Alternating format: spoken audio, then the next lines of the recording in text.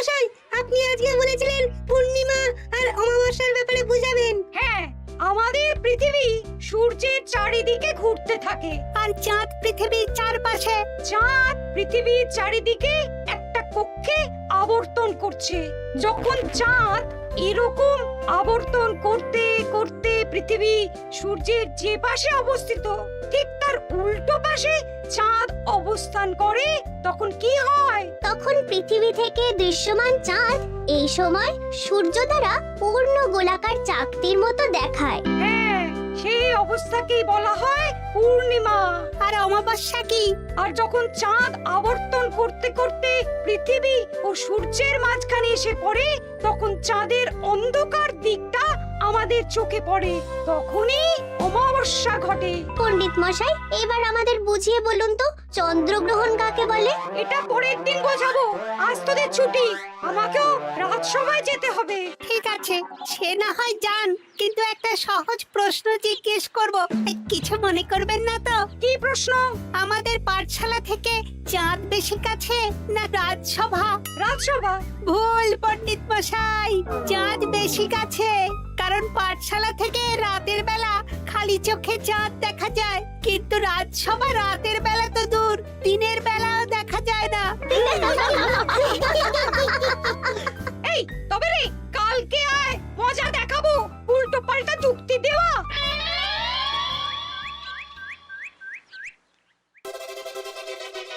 মহারাজ, আপনার হাতে এত বড় ফর্দ, রাজবাড়িতে কি সামনে কোনো উৎসব অনুষ্ঠান আছে নাকি? খাওয়া দাওয়ার ব্যাপার আছে? না, গোপালের শুধু খাই খাই, এত বড় জীব যে গোড়ের মাথা থেকে দেখা যায়। আর আপনার কুকীর্তির কথা তো দেশের শেষ প্রান্ত থেকে শোনা যায়। চুপ!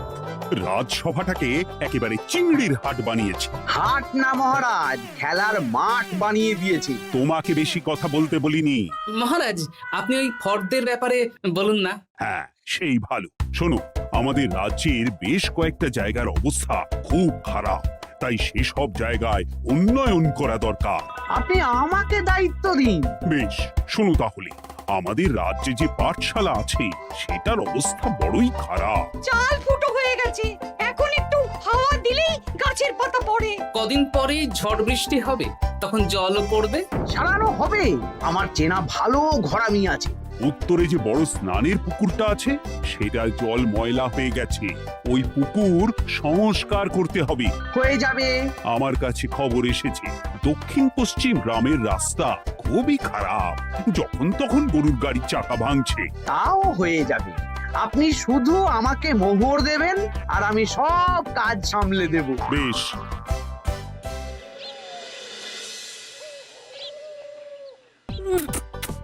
দাদু, আমটা তো দারুণ খেতে গো। আমাদের গাছের আম। সত্যি দাদু, আমরা মানুষ হয়ে পৃথিবীতে জন্ম নিয়েছি বলেই এত ভালো ভালো খাবার খেতে পারছি। চাঁদে জন্মলে যে কি হতো? চাঁদে কেউ জন্মায় না। কেন? ওই যে চরকা বুড়ি। চাঁদে অনেক পাহাড় পর্বত খানাখন্দ আছে, সেগুলোই এখান থেকে আমরা দেখে কল্পনা করে নিয়েছি চাঁদের বুড়ি। জানো দাদু, আজকে পণ্ডিত মশাই আমাদের চাঁদের ব্যাপারে বলছিলেন। কত কিছু জানলাম, অমাবস্যা, পূর্ণিমা। আচ্ছা দাদু, চন্দ্রগ্রহণ কি? চন্দ্রগ্রহণ? শোন, যখন পৃথিবী চাঁদ এবং সূর্যের মাঝে এসে পড়ে, যার ফলে পৃথিবীর ছায়া চাঁদের উপর পড়ে এবং চাঁদকে কিছু সময়ের জন্য দেখা যায় না বা আবছা দেখায়, এই ব্যাপারটাকেই চন্দ্রগ্রহণ বলে। আচ্ছা আচ্ছা, বুঝেছি। আমাদের তো মনে হয় আগামীকাল পাঠশালা সারানোর কাজ হবে। দেখি, আমাকে একটু চোখ কান খোলা রাখতে হবে।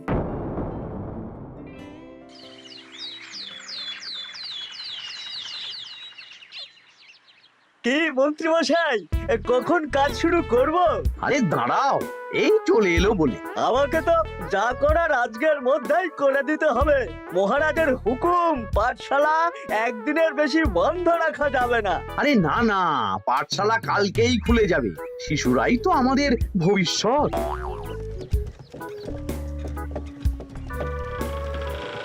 ওই যে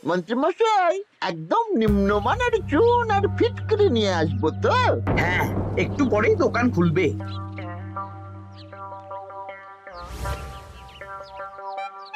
আবার 2 নম্বরই শুরু করে দিয়েছেন। এ কি গোপাল, তুমি এখানে কি করে এলে? ভগবান পাশে থাকলে আপনার মতন ভূতেরা আমার কি ক্ষতি করবে? হ্যাঁ, আমি আবার কি ক্ষতি করলাম? আপনার মদতেই তো হচ্ছিল। তবে যে ক্ষতি করতে চেয়েছিল সে এখন খুব একটা ভালো অবস্থায় নেই। কি হয়েছে ঘটাৎ? দেখেই আয়, আমি বরং দোকান থেকে ভালো মানের ওই চুন আর ফুটকিরি নিয়ে আসি, কেমন? ওরে বটা, যা যা দেখে আয়। আমাকে ছেড়ে দিন না, আমি তো কিছু করিনি, শুধু একটা ঢিল ছুঁড়েছি, তাতে তো গোপালের কিছু হয়নি। যদি গোপাল দাদার বড় কোনো ক্ষতি হতো তাহলে কি হতো? এটা কি হচ্ছে? তোমরা ঘটাকে বেঁধে রেখেছো কেন? এই ধরো ধরো ধরো, গোপাল দাদু বলেছে ঘটা কাকাকে যে ছাড়াতে আসবে তাকে বেঁধে রাখতে। আমাকে ছেড়ে দাও। আমি তো কিছু করিনি, আমাকে ছাড়ো, আমাকে ছেড়ে দাও। চুপ, তোরা সবাই এই কর্মকাণ্ডে জড়িয়ে আছিস, কোনো ছাড় পাবি না।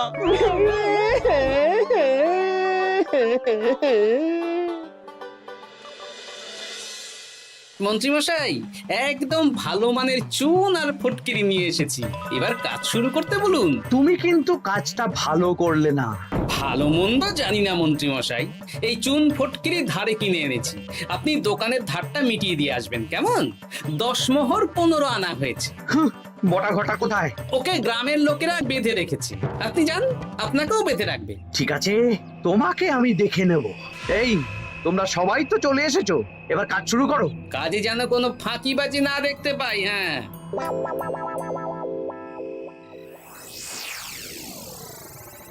একটা কানা করিও গোপাল লাভ রাখতে দেবে না মনে হচ্ছে। এভাবে তো চলতে পারে না। সারা দিন আমাদের বেঁধে রাখলো জানেন। শুধু নুন চিনির জল ছাড়া আর কিচ্ছু খাবার খেতে দেয়নি। খাবার?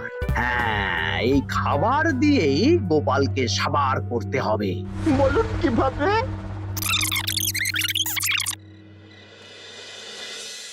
শুরু করুন।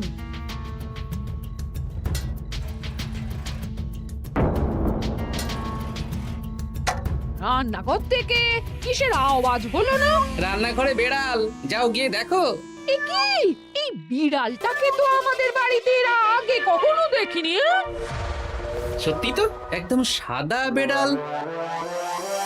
ও ভাতের হাড়ির ঢাকনাটা উল্টেছে। হ্যাঁ হ্যাঁ, কোনো খাবারে মুখ দিতে পারেনি, বুঝলে? দাও দাও দাও, খেতে দাও, খেতে দাও, গিন্নি খেতে দাও। হ্যাঁ হ্যাঁ, দিচ্ছি।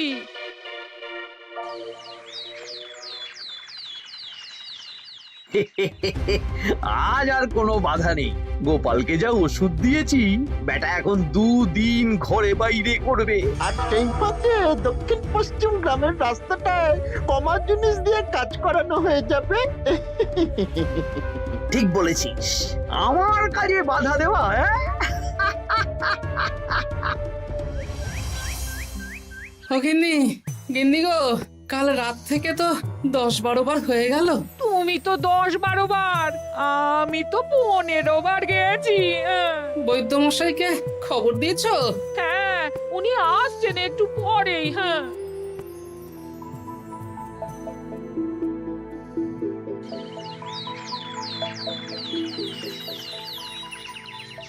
কি গোপাল, তোমার শরীর এখন কেমন আছে? এখন ভালো আছি মহারাজ। গোপালের খাবার খেয়ে কিছু হয়েছিল। যত সব উল্টো পাল্টা খাবার খেলে হবে না।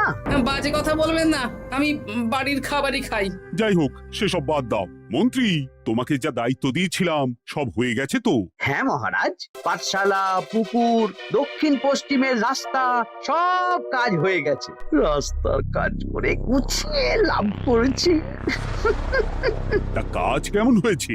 রাস্তার ব্যাপার জানি না, তবে পুকুর আর পাঠশালার কাজের সময় আমি পাশে ছিলাম। গোপাল, তুমি নিজে থেকে এত দায়িত্ব নিয়ে কাজ করেছো জেনে আমি খুব খুশি হয়েছি। এবার তোমাকে আমি একটা কাজ কাজ দেব। কি কাজ? আগামী মাসে রানীর জন্মদিন, তাই তোমার দায়িত্ব খাম্বাজ রাজ, বর্ধমান রাজ, নবাব বাহাদুর সবাইকে নিমন্ত্রণ করে আসা। বেশ, আপনি আমার হাতে পত্র দিয়ে দেবেন, আমি আগামীকালই তল্পি তল্পা নিয়ে নিমন্ত্রণ করতে চলে যাব। আচ্ছা আচ্ছা আচ্ছা।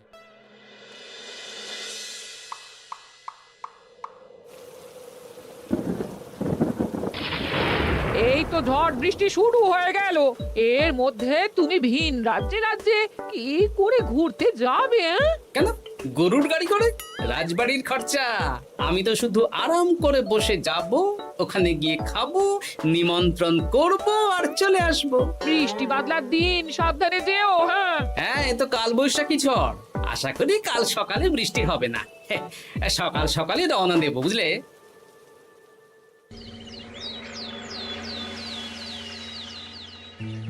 যাও গোপাল, সাবধানে যাও। পরশু দিনের মধ্যেই চলে আসবো মহারাজ, চিন্তা করবেন না। চলো চলো গাড়োয়ান, চলো। আচ্ছা গোপাল দাদা, প্রথমে কোথায় যাবেন বলুন তো? প্রথমে ওই খাম্বাজ রাজ্যে চলো। তাহলে তো দক্ষিণ পশ্চিমে রাস্তাটা ধরতে হবে। হ্যাঁ, ওটা তো একদম নতুন রাস্তা, কোনো অসুবিধে হবে না। ওরে বাবারে, গাড়ি কি কাঁপছে গো, পড়ে যাবো তো। ওরে বাবারে, গেল রে। ওটো ওটো গোপাল দাদা। উফ, বাপরে বাপ, কি জোর লেগেছে কোমরে। একদিনের বৃষ্টিতেই রাস্তার যা হাল, এটা রাস্তা সারিয়েছে না নষ্ট করেছে সেটাই তো বুঝতে পারছি না। কদিন আগেই নাতি নাতনি গুলোর সাথে চাঁদের গল্প করছিলাম, যে চাঁদে অনেক গর্ত, খানা, খন্দ। উফ, না, আমি রাস্তাটুকু হেঁটে হেঁটেই পার হচ্ছি। যা লেগেছে, আমাকে কদিন খাম্বাজ রাজ্যে বিশ্রাম নিতে হবে। তাই ভালো।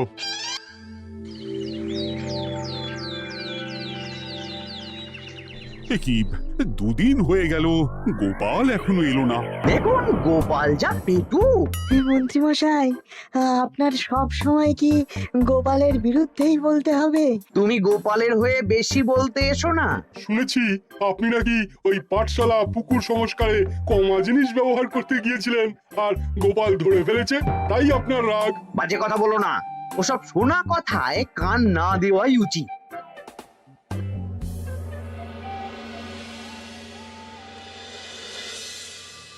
ও দিদা, দাদুর তো আজকেই আসার কথা।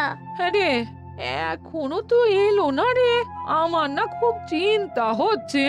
আরেকটা দিন অপেক্ষা করো, যদি দাদু না আসে তাহলে রাজবাড়িতে জানাতে হবে।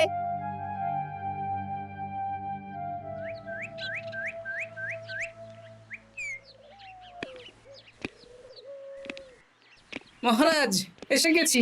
কি গোপাল, এত দেরি হলো কেন? পুরো একদিন দেরি। এই একটু চাঁদ থেকে ঘুরে এলাম। কি যা তা কথা বলছো? সত্যি মহারাজ, আপনি বললে আপনাকেও নিয়ে যেতে পারি। চাঁদে? হ্যাঁ মহারাজ, চাঁদে। আপনার নামে চাঁদ আছে, কিন্তু কোনোদিন চাঁদে যাওয়ার সৌভাগ্য হয়নি। তুমি মস্করা করছো না তো? না না মহারাজ, সত্যি বলছি, যেতে হলে আজকেই যেতে হবে। আচ্ছা, তাহলে রানীকেও নিয়ে যাব। হ্যাঁ চলুন, আর মন্ত্রী মশাইকেও নিয়ে চলুন। বেশ, তুমি তাহলে মন্ত্রীকে ডেকে আনো, আমি আজকেই যাব। এক্ষুনি যাচ্ছি।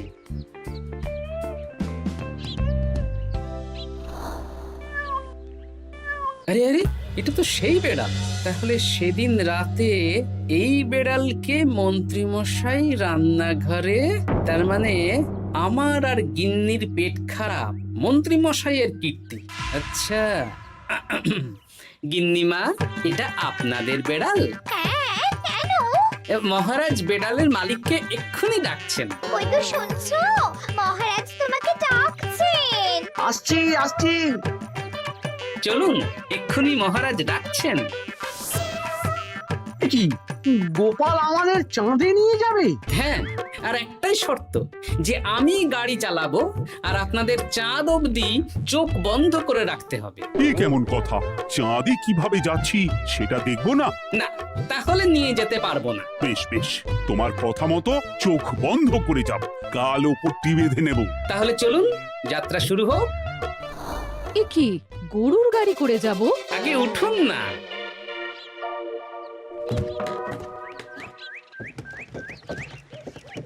আর কতক্ষণ স্থলপথে? এই তো আর একটুখানি, তারপরেই চাঁদে। এই হুর হুর হুর হুর,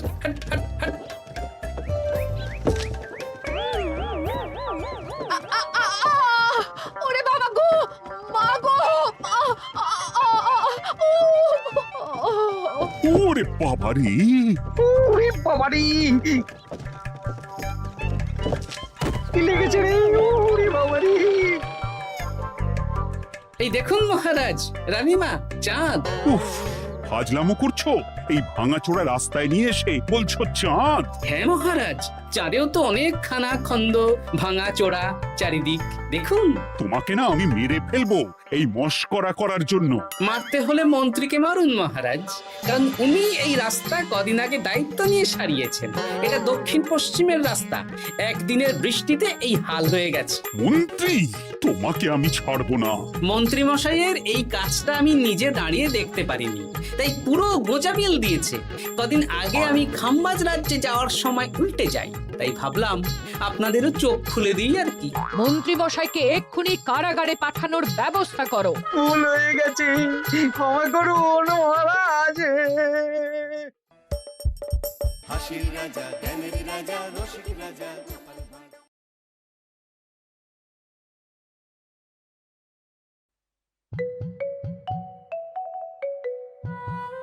हाय, मैं हूँ सुधा मूर्ति और मेरे कहानी घर में आपका स्वागत है। आज की कहानी का नाम है the golden fish and demon.